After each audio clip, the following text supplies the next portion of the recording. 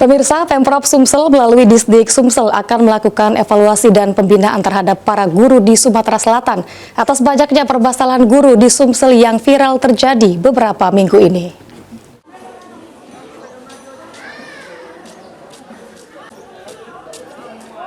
Pemerintah Provinsi Sumatera Selatan melalui Dinas Pendidikan akan melakukan pembinaan terhadap para guru dan siswa dalam upaya memperkuat pembentukan karakter dan etika dalam dunia pendidikan.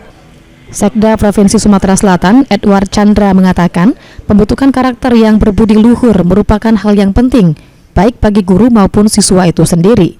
Karena siswa tidak hanya dibekali dengan pengetahuan umum, juga perlu dibekali dengan karakter dan budi pekerti yang baik. Karena siswa tidak hanya dibekali dengan ilmu pengetahuan umum, perlu juga dibekali dengan karakter, budi pekerti, kebiasaan, terutama nilai-nilai yang ada terkandung dalam Pancasila yang selama ini sudah kita kenal. Sementara itu, PLTK Disdik Provinsi Sumatera Selatan, Mondia Boni mengatakan, Disdik Sumsel akan melakukan evaluasi dan memberikan pembinaan kepada seluruh guru di Sumatera Selatan. Selain itu, guru juga akan diberikan pelatihan.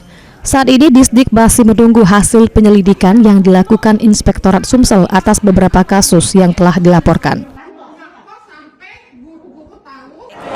Tentu kita akan selalu melakukan evaluasi dan pembinaan kepada seluruh guru di Sumatera Selatan. Mudah-mudahan dalam waktu dekat ini kami akan membina, kemudian memberikan macam penguatan dan arahan-arahan.